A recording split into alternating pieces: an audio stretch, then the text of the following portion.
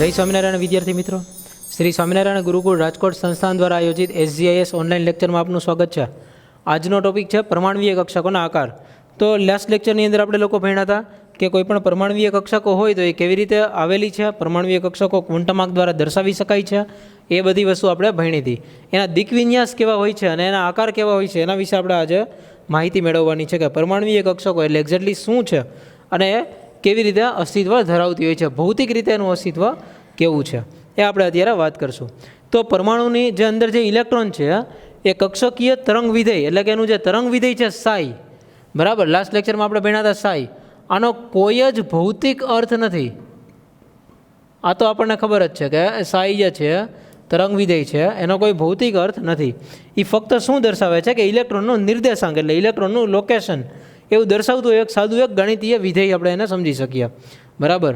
તો એના માટે સાઈ વિરુદ્ધ કેન્દ્રથી જે ઇલેક્ટ્રોનનું અંતર છે જેને આપણે આર દ્વારા દર્શાવીએ છીએ અલગ અલગ કક્ષકો માટે, એના માટેના આલેખ દોરેલા છે, બરાબર. તો આલેખ છે એ આપણે બે કક્ષકો માટે દોરેલા છે, એક 1s કક્ષક માટે અને એક 2s કક્ષક માટે. તો આલેખ શેના માટે દોરેલા છે? એક સાઈ વિરુદ્ધ આર, કેન્દ્રથી અંતર, કેન્દ્રથી ઇલેક્ટ્રોનનું અંતર, આના માટે આપણે આલેખ દોરેલા છે આર, સાઈ વિરુદ્ધ આરનો આલેખ, બરાબર. તો આવા આલેખ દોરેલા છે. તો આવા આલેખ 1s અને 2s બે કક્ષકો માટે દોરેલા છે. એક પેલો આલેખ છે એ 1s કક્ષક માટે અત્યારે આપણે દોરીએ છીએ અને ત્યાર પછી 2s કક્ષક માટે આવશે, બરાબર. તો 1s કક્ષક માટે પહેલાં આલેખ જોઈએ. તો આ 1s કક્ષક માટે જે આલેખ છે આલેખની કિંમતમાં સાઈની કિંમત આમ ઘટતી જ જાય છે અને છેલ્લે એની કિંમત શૂન્ય પાસે પહોંચી જાય છે, બરાબર, શૂન્યથી નજીક પહોંચી જાય છે. તો આ સાઈ વિરુદ્ધ આરનો આલેખ છે 1s કક્ષક માટે છે. આમાં કેન્દ્રથી અંતર અને સાઈ, બરાબર છે. તો જેમ કેન્દ્રથી અંતર વધતું જાય છે એમ સાઈની કિંમત ઘટતી જાય છે, જે ઝીરોની એકદમ નજીક આવતી જાય છે, બરાબર, એવું દર્શાવે છે. બીજો આલેખ આ 1s કક્ષક માટે દોર્યો, આવી જ રીતે 2s કક્ષક માટે જો આપણે આલેખ દોરીએ તો 2s કક્ષક માટેના આલેખમાં શું થાય છે? તો પહેલાં તો નીચે આવે છે, ઓલમોસ્ટ ઝીરો થઈ જાય છે કિંમત, ત્યાર પછી ફરીથી ઉપર જાય છે અને પછી ત્યાંથી નીચે આવવાનું સ્ટાર્ટ કરે છે, બરાબર. તો આ પણ આર અને સાઈના જ આલેખ છે, સાઈ વિરુદ્ધ આરનો આલેખ છે, પણ કક્ષક જુદી છે. આ વખતે 1s નથી, એની બદલે કઈ કક્ષક છે? 2s કક્ષક છે. તો 1s અને 2s માટેના આલેખમાં આટલો ફેર છે. 1sની અંદર ઝીરો થઈ જાય છે એટલે ઝીરો જ રહે છે, 2sની અંદર એક વખત ઓલમોસ્ટ ઝીરો થઈ અને ફરી પાછું આરની સાઈની કિંમતો વધતી જાય છે. તો આવું શું કામે થાય છે, બરાબર. તો પહેલાં તો આપણે એ જોઈએ કે કેન્દ્રથી જેમ જેમ અંતર વધે છે એવા ટાઈમે સાઈની કિંમત એક ટાઈમ ઝીરો થઈ જાય છે, બરાબર. ઝીરો એટલા માટે થાય છે કે ત્યાં ઇલેક્ટ્રોન મળવાની સંભાવના સાવ શૂન્ય થઈ જાય છે. જેમ કે આ એવું દર્શાવે છે, આ આપણે દોર્યો છે ને આલેખ, આ આલેખ એક્ઝેક્ટલી શું દર્શાવતો હોય છે? તો કે આ કેન્દ્ર છે, પરમાણુનું કેન્દ્ર, એની આસપાસ આ ઇલેક્ટ્રોન છે, આ પહેલી કક્ષા બીજી કક્ષા આવી રીતે હોય. તો અહીંયા આવ્યા, જ્યારે અહીંયા સાઈથી સ્ટાર્ટ કર્યું ત્યારે અહીંયા ઇલેક્ટ્રોન મળવાની સંભાવના હતી, ઇલેક્ટ્રોન મળી શકતો હતો, બરાબર. પછી જેમ જેમ દૂર થતા ગયા એમ ઇલેક્ટ્રોનની મળવાની સંભાવના શૂન્ય થતી ગઈ, ઇલેક્ટ્રોન હવે મળવાનો નથી. જેમ દૂર જતા ગયા કેન્દ્રથી અંતર વધતું ગયું એમ ઇલેક્ટ્રોન મળવાની સંભાવના પણ શૂન્ય થઈ ગઈ. આની અંદર પણ એવું જ થાય કે એક ટાઈમ એવો આવ્યો કે જ્યારે શૂન્ય થઈ ગઈ હતી, ત્યાર પછી ફરીથી બીજી કક્ષા શરૂ થઈ. આ કેન્દ્ર, આ પહેલી કક્ષા અને આ બીજી કક્ષા, અહીંયાથી પહેલી કક્ષા સુધી આવ્યા ત્યારે વાંધો નથી, એટલે અહીંયા કિંમત હતી હજી, બરાબર, કોઈ પણ એક જગ્યાએ હતી કે જ્યાં ઇલેક્ટ્રોન મળી શકતો હતો. ત્યાર પછી એની કિંમત અહીંયા શૂન્ય થઈ ગઈ અને ત્યાર પછી ફરીથી પાછો ઇલેક્ટ્રોન મળવાની સંભાવના આવી કે કક્ષા આવી. તો જે કક્ષા છે એમાં ઇલેક્ટ્રોન રહેલા હોય છે, કે બે કક્ષાની વચ્ચેનો જે એરિયા છે ત્યાં ઇલેક્ટ્રોન રહેલા હોતા નથી. તો જે બે કક્ષાઓ છે એ બે કક્ષા વચ્ચેનો જે એરિયા છે કે જ્યાં ઇલેક્ટ્રોન મળવાની સંભાવના શૂન્ય છે એવા એરિયાને નોડ કહે છે. નોડ કહે છે અથવા તો નોડલ સમતલ પણ કહેવાય છે. નોડ અથવા નોડલ સમતલ દ્વારા એને બોલાય છે કે નોડ કહી શકાય અથવા તો નોડલ સમતલ કહી શકાય છે. તો આપણે એક આલેખ સમજ્યા, આની અંદરથી ફક્ત એટલું જ જોયું હતું. તમને ક્વેશ્ચન એ ટાઈપનો પૂછાય છે, જેડબલી નીટની અંદર કે બોર્ડની અંદર ક્વેશ્ચન એવો પૂછાય છે, આલેખ આપેલો હોય તો સાઈ વિરુદ્ધ આર, આ આલેખ બેમાંથી કોઈ પણ એક આલેખ દોરેલો હોય તે કઈ કક્ષક માટે છે? 1s કક્ષક માટે છે કે 2s કક્ષક માટે છે, બરાબર છે. એ એક ચોખવટ કરવાની હોય છે તમારે કે જે એક વખત ટચ થતું હોય નીચે તો એ 2s કક્ષક માટે, મતલબ એની અંદર અહીંયા એક નોડ છે એવું દર્શાવે છે. આ જે ઝીરો થઈ ગયું છે એનો મતલબ ત્યાં એક નોડ હાજર છે એવું દર્શાવે છે. ઓકે, ત્યાર પછી બીજો આલેખ હજી દોર્યો કે ભાઈ આપણે તરંગ વિધેય સમજ્યા, એને સંભાવ્યતા અવયવમાં વિચાર્યા કે ભાઈ ઇલેક્ટ્રોન મળવાની સંભાવના કેટલી, તો સાઈ સ્ક્વેર વિરુદ્ધ આરનો આલેખ દોર્યો. એક બાજુ સાઈ સ્ક્વેર અને એના વિરુદ્ધ આરનો આલેખ દોર્યો. તો જે વનેસ કક્ષક હતી એ વનેસ કક્ષક માટે તો આલેખ જે પહેલાં મળ્યો તો એના જેવો સમાન જ રહ્યો, પણ ઓલમોસ્ટ એ ઝીરોની સાવ નજીક પહોંચી ગયો. બરાબર, એ સાવ ઝીરો જ થઈ ગયો એવું જ વિચારી શકીએ. તો આ એક હતો વનેસ કક્ષક માટેનો આલેખ. અને જે 2s કક્ષક માટે સાઈ સ્ક્વેર વિરુદ્ધ આરનો આલેખ છે,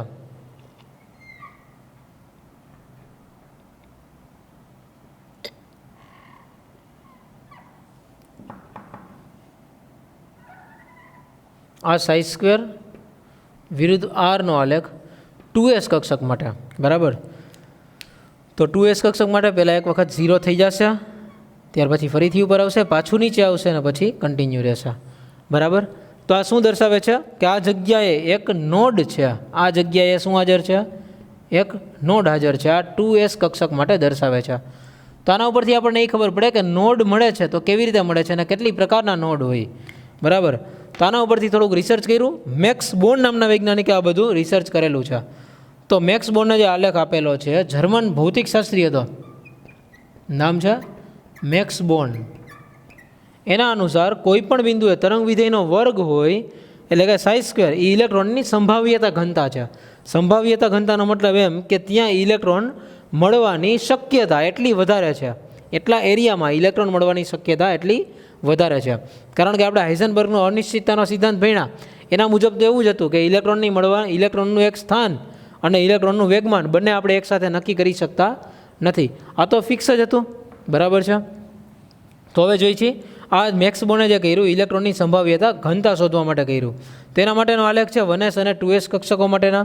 આમાં પણ એવી જ રીતે છે. વનેસ અને 2sના જો બંનેના આલેખ અલગ અલગ છે.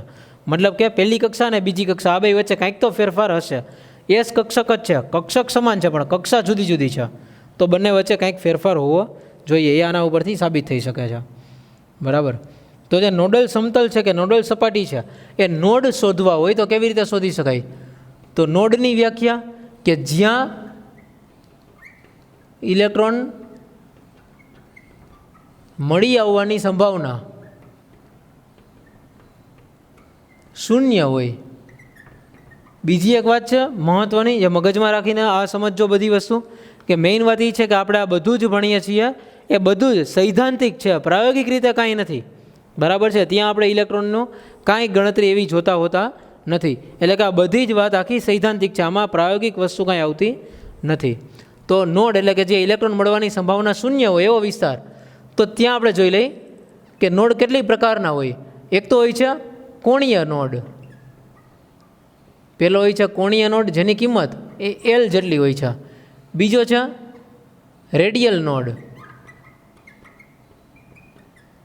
જેની કિંમત છે n-l-1 જેટલી. અને ત્રીજો છે કુલ નોડ, એટલે કે આ બંને નોડનો સરવાળો કરવાનો હોય છે, જે આવે છે n-1 જેટલી કિંમત. બરાબર છે, તો આ ત્રણ નોડ હોય છે. તમને જ્યારે પણ નોડ શોધવાના પૂછાય તો તમે આ રીતે શોધી શકો કે ફોર એક્ઝામ્પલ એમ કીધું હોય કે 4s કક્ષક માટે જોયો તો કોણીય નોડ કેટલા છે, 4s કક્ષક હોય તેના માટે કોણીય નોડ તો એલની જેટલી કિંમત હોય એટલે કોણીય નોડ તો એ 0 છે. એલ એટલે કક્ષક, તો કક્ષક કોણીય વેગમાન ક્વોન્ટમ આંક, એસ માટે 0 કહેવાય, તો એના માટે કોણીય નોડ 0 છે. n-l-1 તો n એટલે 4, 4 - 0 - 1 એટલે 3, અને આ બંનેનો સરવાળો એટલે એ આવશે 3. કુલ નોડ 3 છે. તો આ રીતે કોઈ પણ કક્ષકો માટેના આપણને નોડ પૂછાઈ શકે, કોણીય નોડ, રેડિયલ નોડ અને કુલ નોડ. 4s કક્ષક માટે કર્યા આ જ રીતે આપણે 5d કક્ષક માટે શોધ્યા, તો એમાં કોણીય નોડ છે એ 2 આવશે. ડી કક્ષક માટે એલની કિંમત 2 હોય. રેડિયલ નોડ 5 - 2 - 1, 5માંથી 2 જાય તો 3, 3માંથી 1 જાય તો 2, અને આ બંનેનો સરવાળો કરો એટલે જવાબ આવે 4, જે 5 - 1 જેટલો હશે. બરાબર, તો આના દ્વારા આપણને ખબર પડી જાય કે કેટલા કોણીય નોડ છે, કેટલા રેડિયલ નોડ છે. આપણને જે ક્વેશ્ચન પૂછાય છે એ ક્વેશ્ચન ફક્ત નોડની સંખ્યા શોધવાનો પૂછાય છે કે કોણીય નોડની સંખ્યા કેટલી, રેડિયલ નોડની સંખ્યા કેટલી, કે કુલ નોડ એના નોડની સંખ્યા કેટલી. આ રીતે પ્રશ્ન પૂછાતો હોય છે, તો આપણે એના માટે આ કરેલું છે. ઓકે, ત્યાર પછી ટેક્સ્ટબુકની અંદર આકૃતિ 2.13 આપેલી છે. એ 2.13 નંબરની આકૃતિમાં ઇલેક્ટ્રોનની ઘનતા, ઇલેક્ટ્રોન મળી આવવાની સંભાવના ક્યાં વધારે છે એના માટેના આલેખ આપેલા છે, પણ એ આલેખને આપણે અત્યારે સ્ટડી કરવાની કોઈ રિક્વાયરમેન્ટ છે નહીં. આપણે ફક્ત એટલું જ જોવાનું છે, એ જે આલેખ છે એ એસ કક્ષકના આલેખ છે, 1s અને 2s કક્ષક માટે. આપણે અત્યારે ભણવાનું છે ફક્ત એ કક્ષકોના આકાર કેવા હોય. આ સિવાયનું જેટલું પણ ટેક્સ્ટબુકમાં છે જે આપણા માટે અત્યારે ઇનએપ્રોપ્રિએટ છે અને એનો આપણે અત્યારે સ્ટડી કરવાનો આવતો નથી. જે તમે ખૂબ જ હાયર લેવલે ભણશો તો જ એનો સ્ટડી કરવાનો છે. ફક્ત તમારે વ્યાખ્યા યાદ રાખવાની છે કે નોડ એટલે કે જે ઇલેક્ટ્રોન મળવાની સંભાવના શૂન્ય હોય. કક્ષક એટલે કક્ષાની અંદર રહેલો એવો વિસ્તાર કે જ્યાં ઇલેક્ટ્રોન મળવાની સંભાવના 95% કે તેના કરતાં વધારે હોય. એના વિશે જે કક્ષકોની જે વ્યાખ્યા છે એના વિશે આપણે આગળ માહિતી મેળવેલી છે કે જ્યારે આપણે આગળ ત્રીજું ચેપ્ટર ભણતા હતા ત્યારે ત્રીજા ચેપ્ટરની અંદર આપણે એની માહિતી મેળવેલી હતી. ઓકે, તો આ થઈ ગઈ નોડની વાત. હવે જોઈએ છે એનો આકાર. તો એસ કક્ષક છે જે એસ કક્ષક આનો આકાર છે ગોળાકાર, બરાબર. તો એ હંમેશા ગોળાના સ્વરૂપમાં રહેલી હશે. એસ કક્ષક છે એ રીતે ગોળાકાર જ હશે. એના ફક્ત આપણે આમ ગોળાના સ્વરૂપમાં જોશું એટલે 3 ડાયમેન્શનમાં ગોળો હશે એનો, બરાબર. પી કક્ષક છે, આ છે ડમ્બેલ આકાર. એનો ડમ્બેલ આકાર હશે. ડમ્બેલ આકાર કેવી રીતે હોય? તો પી કક્ષકના 3 પ્રકાર છે. એક પીએક્સ છે, એક પીવાય છે અને એક પીઝેડ છે. તો 3 કક્ષકો જો દોરીએ તો પીએક્સ કક્ષક, જો એ સમજો કઈ કઈ અક્ષ મેં રાખી છે. આ આપણી એક્સ અક્ષ છે, આ વાય અક્ષ છે અને આ ઝેડ અક્ષ છે. આ 3 એક્સ વાય અને ઝેડ એકબીજાને લંબ સ્વરૂપે છે એવું ધારવાનું છે. એક્સ અને વાય એક સમતલમાં રહેલી છે અને ઝેડ અક્ષ ઉપરથી નીચે તરફ આવે છે. તો જે પી એક્સમાં ડમ્બેલ બનાવવો છે એ પી એક્સનો ડમ્બેલ આકાર આ રીતે હશે. આ પી એક્સ કક્ષક છે, બરાબર. ત્યાર પછી પી વાય કક્ષક,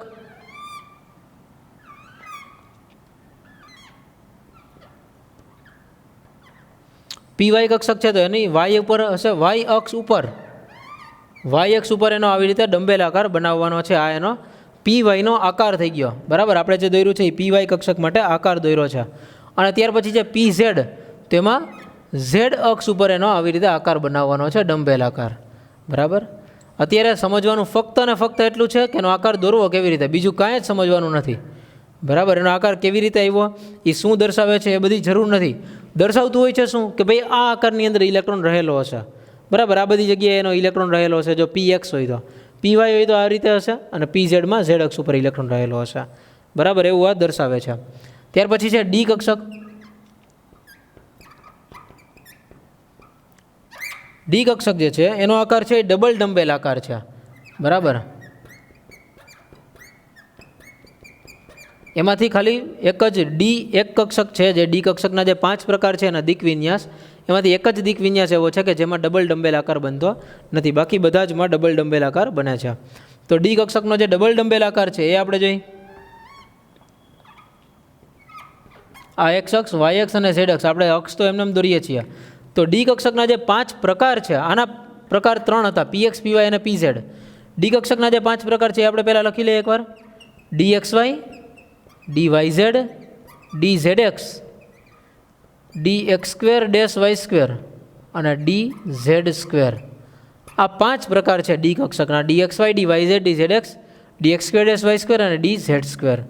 તો જે એક્સ વાય, વાય ઝેડ અને ઝેડ એક્સ છે આ 3 સમતલમાં છે. આ 3 કક્ષકો શેમાં રહેલી છે?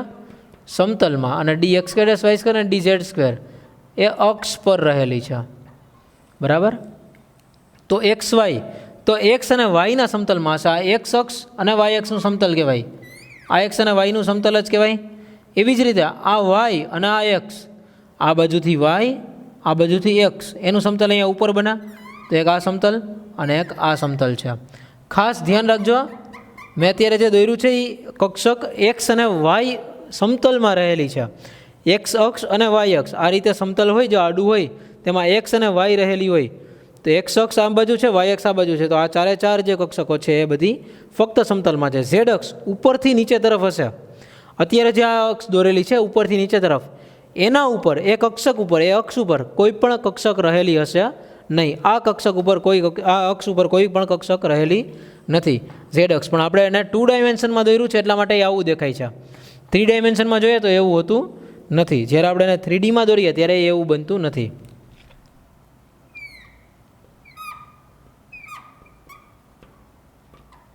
એક્સ વાય ઝેડ, હવે વાય ઝેડ દોરીએ છીએ, ડી એક્સ વાય દોરી વાય ઝેડ, તો વાય અને ઝેડના સમતલમાં રહેલી હશે આ કક્ષક, આ વાય અને ઝેડનું સમતલ એની અંદર રહેલી હશે આ કક્ષક, તો આને ડી વાય ઝેડ કહેવાય. ત્યાર પછી છે ડી ઝેડ એક્સ, તો એક્સ અને ઝેડ અથવા તો ઝેડ અને એક્સના સમતલમાં રહેલી હશે, તો આ એક્સ અને ઝેડનું સમતલ છે એમાં રહેલી હોય કક્ષક. આ બધી કક્ષક 3 ડાયમેન્શનમાં હશે, પણ આપણે 2 ડાયમેન્શનમાં દોરીએ છીએ એટલે આપણને એનો આકાર આખો એક અલગ જ દેખાય છે, બાકી ખરેખર તો 3Dમાં રહેલી હોય. બરાબર, આપણે અત્યારે એને 2Dમાં દોરીએ છીએ. નેક્સ્ટ છે D x square dash Y square, તો એક્સ અને વાય બંને અક્ષ ઉપર રહેલી હોય, એક્સ અક્ષ ઉપર પણ રહેલી હોય અને વાય અક્ષ ઉપર પણ રહેલી હોય, તો આવી કક્ષકને કહેવાય D x square dash Y square. અને ડી ઝેડ સ્ક્વેર તે ફક્ત ઝેડ અક્ષ ઉપર રહેલી હશે. ડી ઝેડ સ્ક્વેર છે ફક્ત ઝેડ અક્ષ ઉપર રહેલી હશે, અને અહીંયા આવી રીતે વચ્ચે ઇલેક્ટ્રોનની ઘનતા હશે, એટલે આ રીતે કરવાનું હોય છે. બરાબર, આનો જે મિનિંગ છે એ તમને જ્યારે આપણે રેગ્યુલર ક્લાસરૂમમાં આવશો ત્યારે હું તમને એનો મિનિંગ પણ સરખી રીતે સમજાવી શકીશ. હું તમને એક ડેમો બતાવીને પણ સમજાવી શકીશ, પણ આપણે રેગ્યુલર ક્લાસરૂમ કોચિંગમાં પોસિબલ બને. બરાબર, તો આ D x square dash Y square અને આ છે ડી ઝેડ સ્ક્વેર. તો આપણી 5 કક્ષકો થઈ ગઈ. ડી કક્ષક ડબલ, એક તો એસ કક્ષક છે એ ગોળાકાર છે, પી કક્ષક ડંબેલ આકાર ધરાવે છે, ડી કક્ષક ડબલ ડંબેલ આકાર ધરાવે છે, અને ચોથી કક્ષક છે એફ કક્ષક. એફ કક્ષક એના ટોટલ પ્રકાર કેટલા છે? 7 પ્રકાર, પણ જેના આકાર છે એ અનિશ્ચિત છે, એટલે હજી સુધી નક્કી કરવામાં આવેલા નથી અને કંઈ ખબર પણ પડેલી નથી. આકાર અનિશ્ચિત છે અને એના પ્રકાર ટોટલ 7 છે. કયા કયા પ્રકાર છે એ પણ હજી નક્કી થયેલા નથી, એટલા માટે એફ કક્ષકની કોઈ ડિટેલ આપણે ભણવાની આવતી નથી. આપણે ફક્ત અહીંયા ઇલેક્ટ્રોનની ઘનતા, ઇલેક્ટ્રોન કઈ જગ્યાએ રહેલા હશે એ જ આપણને દર્શાવે છે. હવે આની અંદર જે આપણે લોબ્સ દોરેલા છે, જે આ રીતે દોરેલું છે આવું, બરાબર, એમાં જે આ એક પોર્શન છે ને લોબ બોલાય, LOBE, લોબ દ્વારા દર્શાવાય છે. ગુજરાતીમાં એને પિંડક પણ બોલાય અને ઇંગ્લિશમાં એને લોબ બોલાય. ગુજરાતીમાં બોલતા હોય તો એને પિંડક કહેવાય, ઇંગ્લિશમાં એને લોબ કહેવાય. બરાબર, તો લોબ જે દોરેલા છે, આ બંને લોબ, 2 લોબ ભેગા થયા એટલે એક ડંબેલ આકાર બને છે. બરાબર, તો જે લોબની વચ્ચેનો જે એરિયા છે, આ પોઈન્ટ છે, આ નોડ છે, ત્યાં કોઈ પણ વખત ઇલેક્ટ્રોન આવતો નથી, ત્યાં ઇલેક્ટ્રોન રહેલો હોતો નથી. એવી જ રીતે બધાની અંદર જે વચ્ચેનો એરિયા છે તે નોડ કહેવાય છે, ત્યાં ઇલેક્ટ્રોન રહેતો નથી, ત્યાં ઇલેક્ટ્રોન મળવાની સંભાવના 0 બની જાય છે. તો આપણે આ રીતે ડી કક્ષકોના પણ આકાર જોયા, જે 5 આકાર ભણ્યા છે ડી કક્ષકોના. તો ડી એક્સ વાય કક્ષક છે એની અંદર નોડલ સમતલ કેટલા હશે, કેવી રીતે બનતા હશે, કે નોડલ સમતલ એટલે શું, એના વિશે પણ માહિતી તમે મેળવી શકો. પણ જો તમને ખ્યાલ ન હોય કે નોડલ સમતલ કેટલા છે ડી એક્સ વાયમાં, એવી કોઈ કરવાની જરૂર હોતી નથી. ફક્ત તમારે રેડિયલ નોડ, કોણીય નોડ અને કુલ નોડ શોધી લેવાના હોય છે જે તે કક્ષક માટે. તમને એક ચોકવટ કરીને એક ચોક્કસ કક્ષક આપેલી છે, તેના માટે તમે સીધી જ ગણતરી કરી શકો છો. બાકી કોઈ ડિટેલમાં પડવાનું રહેતું નથી. તમારે આટલું ધ્યાન રાખવાનું છે, આ નોડની વ્યાખ્યાઓ ધ્યાન રાખવાની છે, એના સૂત્ર જોવાના છે, અને કક્ષકોના આકાર કેવા હોય એ આકાર તમારે યાદ રાખવાના છે. ત્યાર પછીનો ટોપિક છે કક્ષકોની ઉર્જા. જે કક્ષકોની ઉર્જા ટોપિક છે એ ટોપિક આપણે આજના લેક્ચરમાં હવે કમ્પ્લીટ નહીં કરીએ, પણ નેક્સ્ટ લેક્ચરમાં કક્ષકોની ઉર્જા એને રિલેટેડ એક મહત્ત્વનો ટોપિક છે. બરાબર, નેક્સ્ટ લેક્ચર સૌથી વધારે ઇમ્પોર્ટન્ટ બનશે, કેમ કે અસરકારક કેન્દ્રીય વીજભાર કેટલો હોય એ ભણવાનું છે, એટલે સૌથી વધુ ઇમ્પોર્ટન્ટ બનશે, પણ એ આપણે નેક્સ્ટ લેક્ચરમાં કરશું. તો આજનો લેક્ચર છે આપણે ગોળાકાર, આપણે એસ કક્ષક, પી કક્ષક, ડી કક્ષક, આ બધાના આકાર આપણે ભણ્યા, અને સાઈ વિરુદ્ધ આરનો જે આલેખ છે, જે ટાઈપના પ્રશ્નો પૂછાય છે, અને નોડ વિશેની માહિતી છે મેળવી. તો આજનો લેક્ચર અહીંયા સુધી રાખીએ. Thank you. જય સ્વામિનારાયણ.